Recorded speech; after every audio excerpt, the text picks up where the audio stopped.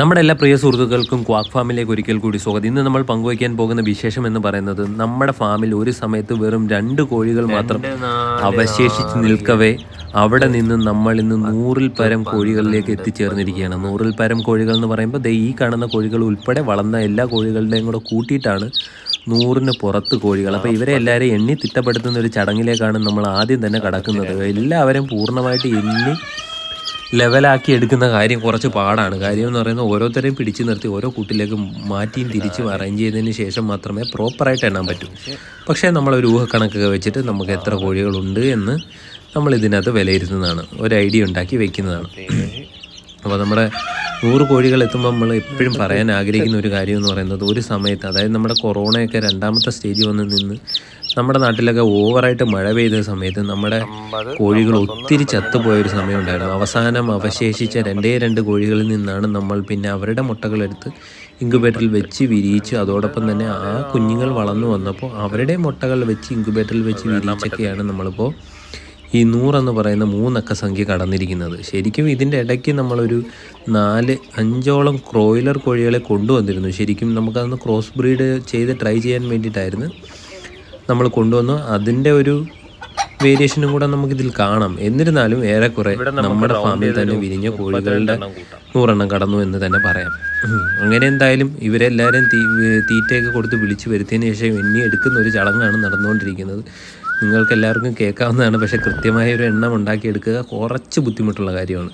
ഇവരാരും ഓർഡറിൽ നിന്ന് നമുക്ക് അറ്റൻസ് പറഞ്ഞു തരാത്തതിൻ്റെ വലിയൊരു പ്രശ്നമുണ്ട്. എത്ര പറഞ്ഞാലും കേൾക്കില്ല നമ്മുടെയൊക്കെ കോഴികൾ. അങ്ങനെ എന്തായാലും ഇവർക്ക് തീറ്റയെല്ലാം വിളിച്ചു കൊടുത്ത് ഇവരെല്ലാം എണ്ണി തിട്ടപ്പെടുത്തിയപ്പോൾ ഏകദേശം നമുക്ക് കിട്ടിയിട്ടുള്ളത് 107 കോഴികളാണ്. ഒരു 110ഓളം കൂട്ടം. അതോടൊപ്പം തന്നെ നമ്മളിവരെ എണ്ണി അങ്ങനെ തിട്ടപ്പെടുത്തി വയ്ക്കുന്നതിൽ വലിയ കാര്യമൊന്നുമില്ല എന്നുള്ള കാര്യം തിരിച്ചറിയേണ്ടതായിട്ടുണ്ട്. കാര്യം എന്ന് പറയുന്നത് നമുക്ക് ഇപ്രാവശ്യം കിട്ടിയിട്ടുള്ള കുഞ്ഞുങ്ങൾ വളരെ വീക്കാണ്, അവരുടെ ആരോഗ്യം വളരെ കഷ്ടവുമാണ്. അപ്പോൾ ഈ വീഡിയോ മുന്നോട്ട് പോകുമ്പോൾ തന്നെ നമ്മൾ അവരുടെ ഓരോ സിറ്റുവേഷനും ഡിസ്കസ് ചെയ്യുന്നതാണ്. ഈ വീഡിയോ എന്ന് പറയുന്നത് ഏകദേശം 4-5 ദിവസത്തെ നമ്മുടെ ഫാമിലെ വിശേഷങ്ങളെല്ലാം കൂടെ ചേർത്ത് വെച്ചിട്ടുള്ളതാണ്. അപ്പോൾ ഇടയ്ക്ക് നമ്മൾ ഒരു ദിവസം കുഞ്ഞുങ്ങളെ നോക്കാനായിട്ട് തിരിച്ച് ബ്രൂഡർ സെറ്റപ്പിലേക്ക് വന്നപ്പോഴാണ് മനസ്സിലായത് അവിടെ ഒരു 2-3 പേര് അത്യാവശ്യം വീക്കായിട്ട് തന്നെ ഇരിക്കുകയാണ്.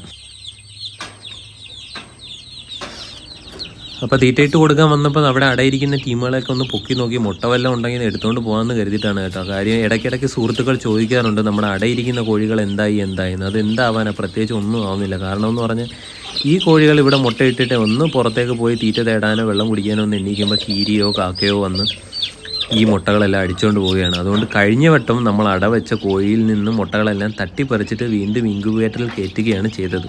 അതിൻ്റെ ഒരു വീഡിയോ നമ്മൾ ചെയ്തിട്ടുണ്ട്. നമ്മൾ അത് ശ്രദ്ധിക്കാതെ പോയ സുഹൃത്തുക്കളുണ്ടെങ്കിൽ അതൊന്ന് ചെക്കൗട്ട് ചെയ്തേക്കുക. അതോടൊപ്പം തന്നെ നമ്മൾ പറയുന്ന മറ്റൊരു കാര്യം എന്ന് പറയുന്നത്, നമുക്ക് ഇപ്രാവശ്യത്തെ കുഞ്ഞുങ്ങൾക്കുണ്ടായൊരു പ്രശ്നം എന്ന് പറയുന്നത് അൺയൂഷ്വലി അവർ ചെറുതായിട്ടാണ് നമുക്ക് കിട്ടിയിരിക്കുന്നത്. എന്താണ് റീസൺ എന്നറിയില്ല. അങ്ങനെ എന്തായാലും ഇവരെയൊക്കെ ചെക്ക് ചെയ്തിട്ട് നമ്മൾ നേരെ അപ്പുറത്തെ കൂട്ടിലേക്ക് പോയി ഇവരെയും നമ്മൾ തീറ്റയൊക്കെ കൊടുത്ത് വെള്ളമെല്ലാം കൊടുത്ത് അറേഞ്ച് ചെയ്ത് ഇരുത്തിയിരിക്കുകയാണ്. ഇവരെ നമ്മൾ കൊടുക്കാനുള്ള ഒരു പ്ലാനിങ്ങിലാണ് കേട്ടോ. ഇവരെ ഏകദേശം 40 ദിവസത്തോളം പ്രായമാകുന്നുണ്ട്. നമ്മളൊരു 75 രൂപയ്ക്കാണ് കൊടുക്കാൻ ഉദ്ദേശിക്കുന്നത്. അങ്ങനെ പിന്നെ ഇവിടെ അടയിരിക്കുന്ന കോഴിയിൽ നിന്ന് മുട്ടയൊക്കെ വലിച്ചു പിടിച്ചുകൊണ്ട് നമ്മൾ ഇൻക്യുബേറ്ററിൽ തന്നെയാണ് കൊണ്ടുപോയിരിക്കുന്നത്. അല്ലാത്ത പക്ഷം നിങ്ങൾ സുഹൃത്തുക്കൾ വിചാരിക്കുന്ന പോലെ നമുക്ക് കുഞ്ഞുങ്ങളെ ഒന്നും കിട്ടത്തില്ല. അങ്ങനെ എന്തായാലും ഇവരിൽ നിന്നെല്ലാം മുട്ടകളൊക്കെ അടയിരിക്കുന്ന കാണുമ്പോൾ നമ്മുടെ പല സുഹൃത്തുക്കളും ചോദിക്കാറുണ്ട് ഇത് പൂർണ്ണമായിട്ടും നാടൻ കോഴിയാണോ എന്ന്. ശരിക്കും നാടൻ കോഴി അല്ലെന്ന് തന്നെ പറയേണ്ടി വരും. ഇത് നമ്മുടെ കോഴികൾ എന്ന് പറയുന്നത് ഗ്രാമപ്രിയയുടെയും നമ്മൾ നേരത്തെ പറഞ്ഞതുപോലെ ക്രോയിലർ കോഴിയുടെ ഒരു ക്രോസ് ആയിട്ട് വരും. എന്നിരുന്നാലും ഇവർക്ക് നാടൻ കോഴിയുടെ ചില ക്യാരക്ടേഴ്സ് അത്യാവശ്യം വീണ് കിട്ടിയിട്ടുണ്ട്. അതായത് ഇവർ സ്വയമേ ചകഞ്ഞ് തീറ്റ തിന്നുന്നതും അതോടൊപ്പം തന്നെ ചിലരെങ്കിലുമൊക്കെ അടയിരിക്കാനുള്ളൊരു മനസ്സ് കാണിക്കുന്നതും അതോടൊപ്പം തന്നെ ഇവർക്ക് അത്യാവശ്യം നല്ല രീതിയിൽ തന്നെ രോഗപ്രതിരോധ ശേഷി കിട്ടിയിട്ടുണ്ട്. കാര്യമെന്ന് പറയുന്നത് നമ്മൾ ഇവർക്ക് അധികം ആൻറ്റിബയോട്ടിക്സ് കൊടുത്ത് ശീലിപ്പിക്കാറില്ല. ഇപ്പോൾ കുഞ്ഞുങ്ങൾക്ക് തന്നെ പ്രശ്നങ്ങൾ വല്ലതും വന്നു കഴിഞ്ഞാൽ നമ്മൾ അൾട്ടിമേറ്റ്ലി കടന്ന കൈയായിട്ട് മാത്രമേ ആൻറ്റിബയോട്ടിക്സ് കൊടുക്കാറുള്ളൂ. അതിൻ്റെ കാര്യം പറയുമ്പോഴാണ് നമ്മൾ ഈ കാണുന്നത് കുറച്ച് കുഞ്ഞുങ്ങൾ കുറേ അധികം വീക്കായിട്ട് അവിടെ നിൽപ്പുണ്ട്. അപ്പോൾ പ്രത്യേകിച്ച് എന്താ കാരണമെന്ന് ചോദിച്ചാൽ ഒന്നെങ്കിൽ ഇവർക്ക് ബ്രൂഡർ ന്യൂമോണിയ പിടിച്ചതാകാം, അല്ലെങ്കിൽ ഇവർക്ക് ദഹനത്തിൻ്റെ പ്രശ്നമായതാകാം. അപ്പോൾ ദഹനത്തിൻ്റെ പ്രശ്നമാണെങ്കിൽ നമ്മൾ കുറച്ച് ഉലുവയും മഞ്ഞൾപ്പൊടിയും തീറ്റയും കൂടെ കുഴച്ച് ഇവർക്ക് വായിലേക്ക് ചുണ്ടിലേക്ക് മുട്ടിച്ച് കൊടുക്കുന്ന ഒരു പരിപാടി ചെയ്യുന്നത് അവർക്കൊരു എനർജി വരാനും അതോടൊപ്പം തന്നെ ഒന്ന് എണീറ്റ് നിൽക്കാനാണ്. എണീറ്റ് നിന്ന് ഇവർ തീറ്റ എടുത്ത് തുടങ്ങിക്കഴിഞ്ഞാൽ അത്യാവശ്യം പ്രശ്നമില്ലാതെ മുന്നോട്ട് കടന്നു പോകും. പക്ഷേ നമ്മളെപ്പോഴും പ്രതീക്ഷിക്കാതെ പോലെയാണ് പല കാര്യങ്ങളും സംഭവിക്കുന്നത്. നമ്മൾ വിചാരിക്കും ഇവരാണ് വലിയ വീക്കായിട്ടിരിക്കുന്നതെന്നും അതുകൊണ്ട് നമ്മൾ അവരെ പ്രോപ്പറായിട്ട് ഫീഡ് ചെയ്യുകയും ചെയ്യും. എന്നാൽ ഇതിൽ ശരിക്കും നമ്മളുടെ കണ്ണിൽ പെടാതെ തന്നെ മാറി നിൽക്കുന്ന വയ്യാത്ത ഒത്തിരി കുഞ്ഞുങ്ങളുണ്ടാവും. അതിൻ്റെ ഏറ്റവും വലിയ ഉദാഹരണമാണ് നിങ്ങളിപ്പോൾ കാണാൻ പോകുന്നത്. ഈ കാണുന്ന കുഞ്ഞെന്ന് പറയുന്നത് നമ്മൾ നേരത്തെ നോക്കിയപ്പോൾ വയ്യാതിരുന്നതാണ്. എന്നിരുന്നാലും ഈ വലത്തെ സൈഡിൽ നിൽക്കുന്ന കുഞ്ഞിനെ കഴിയും അത്യാവശ്യം ഓടിച്ചാടി നടന്നതാണ്. പക്ഷേ അതിൻ്റെ കാര്യത്തിൽ തീരുമാനമായി. അതോടൊപ്പം തന്നെ നമ്മൾ അടുത്ത ദിവസം ഇവരുടെ ഒരു അപ്ഡേറ്റിന് വേണ്ടി വന്ന് നോക്കുമ്പോൾ വേറെ കുറേ പ്രത്യേകിച്ച് വിശേഷങ്ങളൊക്കെയാണ് കൂട്ടിൽ കാണാൻ സാധിച്ചത്. നമ്മൾ ഒട്ടും പ്രതീക്ഷിക്കാതിരിക്കുന്ന ആൾക്കാരാണ് അവിടെ മരിച്ചു കിടക്കുന്നത്. ആ വയ്യാതെ നിൽക്കുന്ന കുഞ്ഞുങ്ങൾ അവിടെ വീക്കായിട്ട് ഇരിപ്പുണ്ടെങ്കിലും ഞാൻ ഒട്ടും പ്രതീക്ഷിക്കാതെ എന്ന് പറഞ്ഞത് ഈ കുഞ്ഞിൻ്റെ കാര്യമല്ല കേട്ടോ, അത് നമുക്ക് വഴിയേ കാണാം. അപ്പം നമ്മൾ ഒട്ടും പ്രതീക്ഷിക്കാതിരിക്കുന്ന കുഞ്ഞുങ്ങളാണ് നമുക്ക് വിട്ടുപോകുന്നത്. എന്നാൽ വീക്കായിട്ടിരിക്കുമെന്ന് കരുതി നമ്മൾ മരുന്ന് കൊടുക്കുന്ന കുഞ്ഞുങ്ങളെല്ലാം ഹാപ്പി ആയിട്ടിരിക്കുകയും ചെയ്യുന്നുണ്ട്.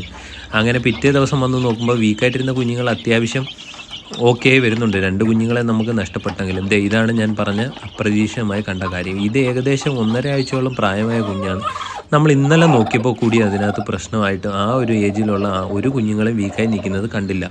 നിങ്ങളും ശ്രദ്ധിച്ചില്ലെന്നാണ് എനിക്കും തോന്നുന്നത്, ഞാനും കണ്ടില്ല കേട്ടോ. അങ്ങനെ എന്തായാലും ആ കുഞ്ഞിനെ കൂടെ നമുക്ക് നഷ്ടപ്പെട്ടു. ചുരുക്കം പറഞ്ഞാൽ 3 കുഞ്ഞുങ്ങളെയോളം നമുക്ക് നഷ്ടപ്പെട്ടു. എന്തായാലും ഇവളിൽ നിന്ന് മുട്ടയൊക്കെ വലിച്ച് പഠിച്ചുകൊണ്ട് പോയി വീണ്ടും നമ്മൾ ഇൻക്യുബേറ്ററിൽ കൊണ്ടുവയ്ക്കുമ്പോഴാണ് പുതിയൊരു വിശേഷം കണ്ടത്. ആ വിശേഷം കണ്ടപ്പോൾ വീണ്ടും സന്തോഷമായി. അപ്പോൾ നമ്മുടെ കുഞ്ഞുങ്ങളുടെ എണ്ണം വീണ്ടും മുകളിലേക്ക് കയറി വരികയാണ്. അപ്പോൾ നമുക്കിപ്പോൾ ഫാമിലുള്ളത് ഏകദേശം 107-3 കോഴികളാണ്. അതായത് 104 കുഞ്ഞുങ്ങളെന്ന് പറയാം. വീണ്ടും കുഞ്ഞുങ്ങൾ വിരിഞ്ഞുകൊണ്ടിരിക്കുന്നു. അപ്പോൾ തീർച്ചയായും കോഴി വളർത്താനും കോഴികളെയും ഇഷ്ടപ്പെട്ട സുഹൃത്തുക്കളുണ്ടെങ്കിൽ ദയവായി ചാനൽ സപ്പോർട്ട് ചെയ്യുക. കാരണം നിങ്ങളുടെ ഓരോരുത്തരുടെയും സപ്പോർട്ടാണ് വീണ്ടും വീഡിയോ ചെയ്യാനും കോഴികളെ വളർത്താനും എനിക്ക് പ്രചോദനം നൽകുന്നത്. Thank you so much.